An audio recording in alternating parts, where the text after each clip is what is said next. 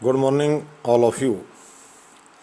आज मैं एक बहुत ही महत्वपूर्ण टॉपिक जो बड़ा चर्चा का विषय रहा है, हम बचपन से सुनते आ रहे हैं, गाय और गरीब।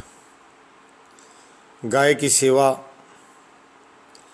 और गरीब का सहारा, ये दो चीज़ों पर चर्चा बार बार सरकार और समाज द्वारा की जाती रही है।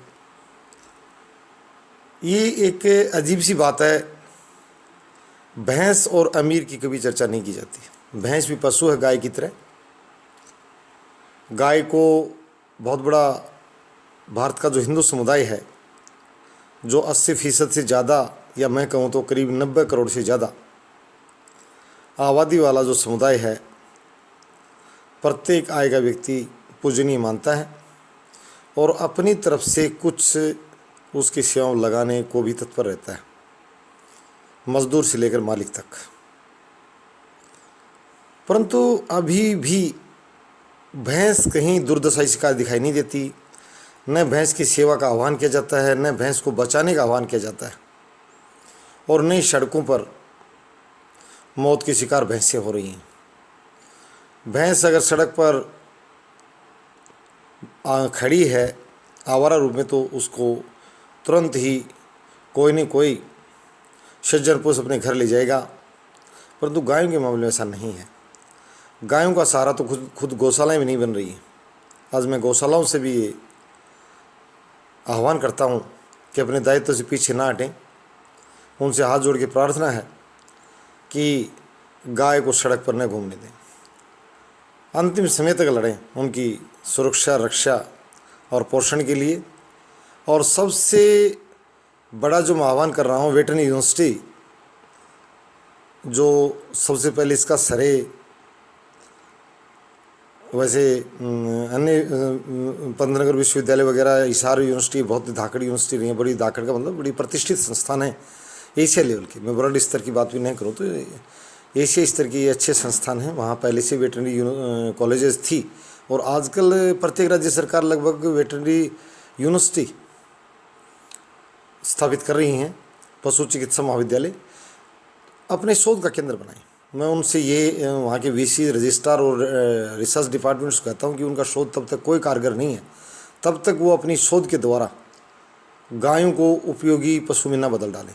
मैं आज यही कहूँगा, उपयोगी पशु बनने के बाद में इस देश में सड़क पर कोई उनको आवारा नहीं फिरने देगा। अगर फिर गया तो चोर भी काफ़ी संख्या में जो अपने घर ले जाकर बांध लेंगे। आपको उनको ज्ञान देने की ज़रूरत नहीं है, उनको आदेश देने की ज़रूरत नहीं, उनको सहायता देने की ज़रूरत नहीं है। उपयोगी पशु को स्वयं ही ले जाएंगे।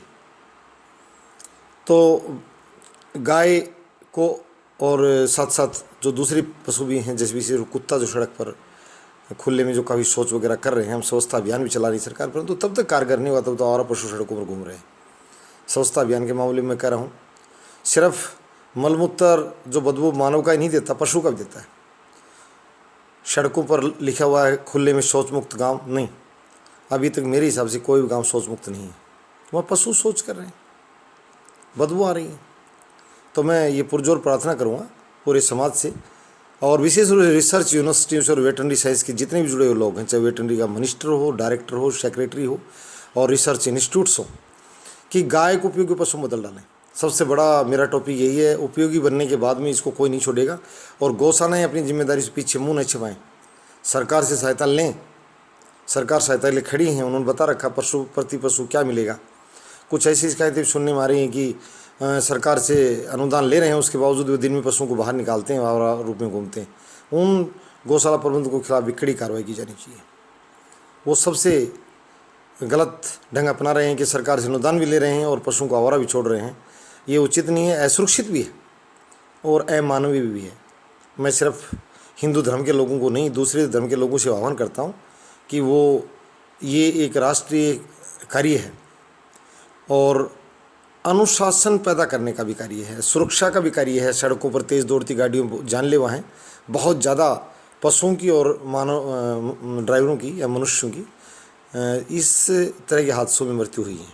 तो मैं इंश्योरेंस कंपनी से भी कहता हूं कि उनको इंश्योरेंस पेड करने पड़ते हैं, वो इसके लिए हमारे साथ हैं। हमने एक अभियान चलाया है, आह्वान किया है कि गाय की नस्ल को तब्दील किया जाए, उसको सुरक्षित किया जाए। सड़कों और विशेष रूप से गौशाला प्रबंधक आगे आ जाएं खुले में।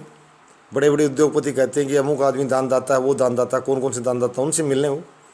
और ये पशु सड़क पर आवारा नजर न आए। 1 साल में अभियान और शौच मुक्त अभियान भी हमारा तभी सफल होगा। स्वच्छता जो अभियान है वो टॉयलेट्स के पैसे सरकार ने दे दिए, सरकार ने अपनी जिम्मेदारी निभा दी, परंतु अभी हम बहुत दूर जा रहे हैं। मैं समाज और रिसर्च इंस्टीट्यूट्स की सबसे बड़ी जो गलती है उनको कह रहा हूँ कि रिसर्च इंस्टीट्यूट्स वाले जो है इस मामले में बिल्कुल अपना रवैया सुधारें और राष्ट्र में योगदान दें। या पेपर पब्लिश करने से काम नहीं चलेगा। उसने 9 पेपर पब्लिश कर दिए, उसने वहाँ पेपर रिसर्च उस सेमिनार पढ़ दिया, पढ़ने से काम नहीं चलेगा। ऐसे पढ़ाकों की ज़रूरत नहीं है मेरे यहाँ, न लेखकों की ज़रूरत है। हमें हमारी जो गाय माता हैं उनकी नस्ल को बदला जाए, उनको उपयोगी पशु तब्दील किया जाए, और गौशाला प्रबंधक जो हैं वो अभियान चलाएं कि उनको कहीं भी अगर आवारा गाय दिखाई दे गौशाला तक लेकर आएँ। और निश्चित रूप से खुले दिल से समाज से दान लें, उसका नियमन थोड़ा ठीक हो। ये चीज़ें ना हैं कि ये कहीं गबन किया और उस शिकायतें हैं। बाकी आप बिल्कुल गौशालाओं के लिए आप समाज से पूरे से, ये अकेले धर्म का मामला नहीं, मानवता का मामला भी। गाय की रक्षा करना ये एक बहुत ही निरीह पशु माना जाता है, निरपराध पशु माना जाता है गाय, और इसका दूध बहुत उपयोगी है। कई बार मैं दूसरे धर्म के लोगों को देखता हूँ, हार्ट पेशेंट वगैरह दूसरे प्रकार के जब वो रोगी पड़ते हैं तो वो भी कहते हैं कि सर हमें तुलसी के पत्तों की, गाय के दूध की ज़रूरत है। हमारे यहाँ हिंदू धर्म में इन पशुओं को देवता मतलब पूजनीयता का दर्जा सिर्फ उनके गुण की वजह से दिया गया था। पुराने ऋषियों और जो दूसरे धर्म के जो अच्छे जानकार लोग थे, ऋषि माताओं द्वारा। तो इसको आप अनर्थ में न लें, ये अर्थ में है। और इस पशु की संरक्षा करना, चित्ते की संरक्षा पर जोर ज़्यादा दिया जा रहा है, इसकी संरक्षा करने पर, इसके कंजर्वेशन पर कम जोर दिया जा रहा है। मैं ये बात विशेष रूप से बताना चाहता हूँ समाज और सरकार से कि इसमें लापरवाही न बरतें। और समाज की जिम्मेदारी और भी बढ़ गई है, क्योंकि सरकार ने अपनी तरफ से कुछ कार्य किया, या रिसर्च इंस्टीट्यूट जीरो पर खड़े हैं। मैं देख रहा हूँ कि वेटरनरी के जो क्षेत्र के लोग हैं वो नस्ल सुधार कार्यक्रम नहीं चला रहे, जहाँ वो जो भी SDOs वगैरह जो लगा रखे वेटरनरी सर्जन डिपार्टमेंट्स के। मैं सरपंच महोदय जितने उनसे कहूँगा कि वो अपने क्षेत्र के SDOs जो वेटरनरी का जो डॉक्टर है, पशुओं का जो चिकित्सक है, उस भाई को कहें कि वो अपनी चश्मा उतारे और देखे गायों को, और वहाँ नस्ल सुधार के कार्यक्रम जो सरकार ने चला भी रखे हैं, बड़ी धनराशि खर्च कर रही है सरकार, उस कार्यक्रम को अमली जामा पहनाने में वो अपनी भूमिका अदा करें। दूसरा मैंने कहा था, वैसे आज मुख्य रूप वो गाय और गरीब से जोड़कर मेरी वही बात थी कि उनकी रक्षा सुरक्षा पर बहुत बातें की जा रही, परंतु आज भी उसी डरे पर खड़ी हैं। दूसरी तरफ भैंस और अमीर की बात कहीं नहीं की जाती, और वो दोनों बड़ी विलासिता की ज़िंदगी भारत में जी रहे हैं। उनकी कभी मैंने नहीं सुना अमीर की रक्षा की जाएगी, अमीरों को ही दिया जाएगा, परंतु सुनने में तो यही आ रहा है कि अमीर सरकार से बगैर बात करते बहुत ज़्यादा फ़ायदा उठा ले जाते हैं, सब्सिडी का और दूसरी बातों का। वो कहते हैं हमें सरकारों से कोई फ़र्क नहीं पड़ता, हम ऐसे ही ज़िंदगी जिएंगे, ना हमें किसी की सहायता की ज़रूरत है। तो वही बात भैंस की है, भैंस गुणकारी पशु बना दिया, अभी दुधारू अवस्था में है। और दूसरे रूप में तो मेरा भैंस और अमीर से यहाँ यही मतलब है कि हमारी गाय और गरीब को भी वैसा ही बना दिया जाए। गरीब को सिर्फ, भारत का गरीब को सब्सिडाइज करने की ज़रूरत नहीं है किसी भी क्षेत्र में, आप अपनी सब्सिडी सब वापस ले लें, और नहीं उसको किसी की दान और भीख की ज़रूरत है। कोई दान नहीं करा, दान तो तेरे घर में रख, हमें नहीं चाहिए तेरा दान। हम चाहते हैं कि लोगों को रोज़गार उपलब्ध करा दिया जाए। भारतीय आदमी कमाकर और इज्जत की ज़िंदगी जीना चाहता है, सम्मानित ज़िंदगी जीना चाहता है। वो चाहता है कि मुझे काम मिले और काम के बदले दाम मिले, और उन दामों से मैं मेरे परिवार का पोषण करूं। किसी का दान लेना और भीख लेने के समान समझते हैं। और मैं ये भी देखा, स्वाभिमानी जो पुरुष हैं जो पसीने की कमाई से जीना चाहते हैं, वो उनको रोज़गार की दरकार है, उनको भीख या किसी की सहायता की दरकार भी नहीं है। तो जितने भी ये दानदाता बताते हैं मैंने उन गरीबों का ये करा दिया, भैया गरीब यहाँ कोई नहीं है, गरीब बनाया जाता है। आप ये गरीब शब्द ही ख़त्म हो जाएगा। ये नस्ल सुधार कार्यक्रम है मानव का भी, आप इनको रोज़गार में तब्दील कीजिए, रोज़गार दीजिए, रोज़गार को अधिकार बनाइए।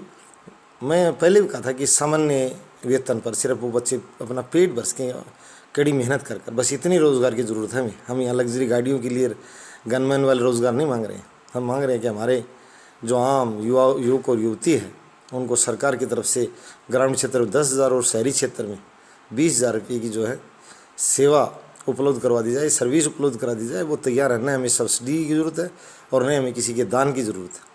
हम सम्मानित ज़िंदगी जीना चाहते हैं। भारत में 2 शब्द जो है, मैं दान दाता हूँ, तो भैया तेरा पेट पाल ले, तू तेरे बच्चों का पाल ले, सरकार का जो टैक्स बन रहा हो तू दे दे टाइम पर, उसकी हेरा फेरी न मिले, और देश से भगना छोड़ दे, देश से चोरी से धन ले जाना छोड़ दे। हमें तेरी दान की जरूरत नहीं है, दान तो तेरे घर में रख।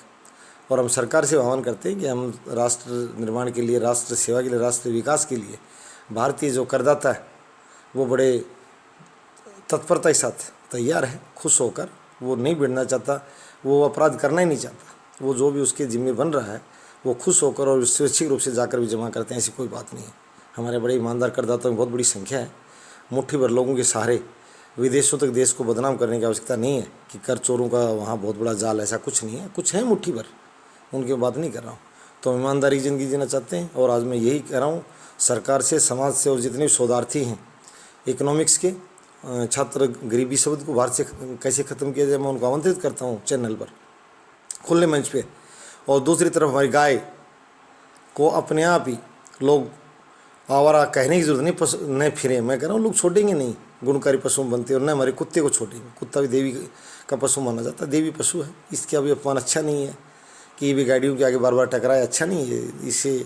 और खुले में शौच भी कर रहे हैं पशु जिससे खुले में शौच मुक्त के जो बोर्ड हैं, ये जो है ना बेमानी है, इनका कोई अर्थ नहीं है। जब तक कल ही मैं देख रहा था कि ग्रामीण लोगों का समूह खड़ा था कि भाई कहाँ है संस्था, वो अभियान नहीं। यहाँ भी तो देखो दुकानों के आगे पशुओं का गोबर पड़ा है, पैसा पड़ा, वो अच्छी बात नहीं। तो मैं पॉजिटिविटी की तरफ जाऊँगा, सकारात्मकता की तरफ आह्वान करता हूँ कि सभी जो जिम्मेदार लोग, विशेष रूप से आज मैंने पशु चिकित्सकों को ना, वेटनरी जो डॉक्टर्स हैं, सर्जन्स हैं, उनको कह रहा हूँ कि वो अपना समय चश्मा अपने हटा लें, काली चश्मा, और लग जाएं दिन रात इस अभियान में। पशु सुधार कार्यक्रम, नस्ल सुधार कार्यक्रम, अपने क्षेत्र के लोगों को प्रेरित करें इस कार्य के लिए। और दूसरा जो गरीब वाला है, इकोनॉमिक्स वालों को बता रहा हूँ कि सब्सिडाइज बंद करे सरकार, और ये दानी शब्द भी बंद कर दें।